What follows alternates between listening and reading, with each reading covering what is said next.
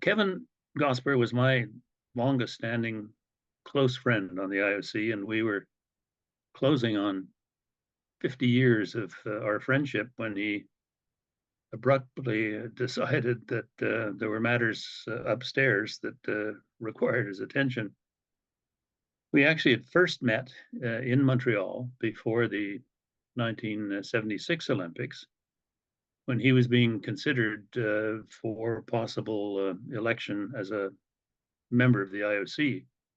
And he needed to meet the IOC president, who at the time was Lord Callanan, who would effectively decide whether or not he had the right stuff.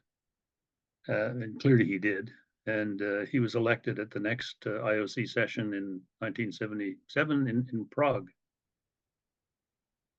From my perspective, we hit it off very well and became friendly right away in Montreal, just in and around that audition with Lord Callanan. And I found it took time and some perseverance to discover a lot of the many remarkable achievements that Kevan had. And he was willing to admit to them, but he didn't volunteer the information. A much different mental set than others in similar circumstances who could not wait to blow their own horns. But there he was. He was a national champion in athletics. He was an Olympic medalist in 1956, a senior sports volunteer in Australia and Oceania for many, many years, a major business executive in one of the largest multinational companies in the world, became president of the Australian Olympic Committee. He was an advisor and mentor in both business and sport, and a sought-after public official. So my good friend turned out to be a star. And a year later, in 1978, I followed him to the IOC, and we worked together throughout our respective memberships. I found Kevan to be insightful, more than able to process complex information, decisive when decisions needed to be made, and unfailingly, absolutely unfailingly civil in whatever context he found himself. The many responsibilities of his professional career impeded initially or delayed his entry onto the executive board, but he was an obvious choice when the time was right, and he became an absolutely splendid member of the IOC executive board for many, many years. One of his regular public appearances in the Olympic context grew from his role on the IOC press commission. And one of the things that he did was to chair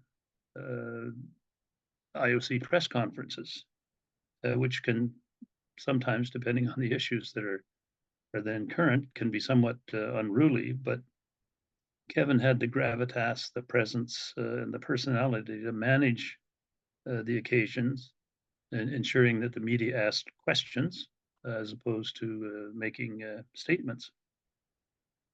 And from my perspective as a colleague, it was always a highlight for me on any IOC related occasion to look forward to meeting with Kevan, often over a glass of wine or a meal, or sometimes just talking amongst ourselves.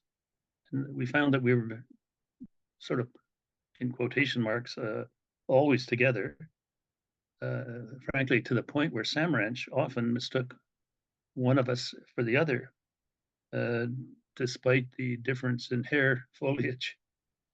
And I remember one IOC session when Samaranch, who prided himself on knowing the names of all of the IOC members, and was introducing each of them one by one to the head of state of the particular country.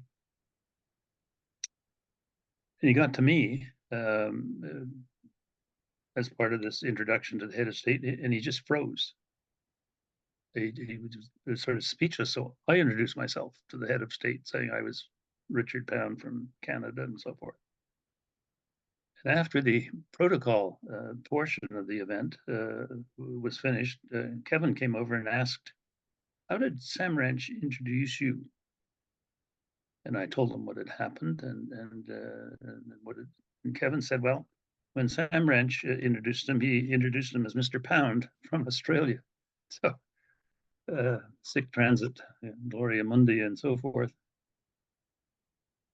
Now, more recently, my wife and I had tickets to Brisbane just after Kevan's 90th birthday, and we didn't want to be at the ceremony or the birthday itself because they were all local friends that we wouldn't have known anyone, and Kevan would have had to be looking after these strangers at a time when he should be enjoying his closer friends. Anyway, we were literally packing our bags to go to the airport when Judy called and said she just contracted COVID, which put an end to that particular initiative. And we were, of course, immensely disappointed, but we're determined to catch up in Paris, only to get the devastating news just prior to to leaving for the airport. Anyway, that said, this current celebration of Kevan's life is a way to share our memories of what a wonderful person he was and what meaningful differences he made to so many people and organizations. We miss him dearly, but nevertheless rejoice in our opportunities to have been a part of his very, very busy life.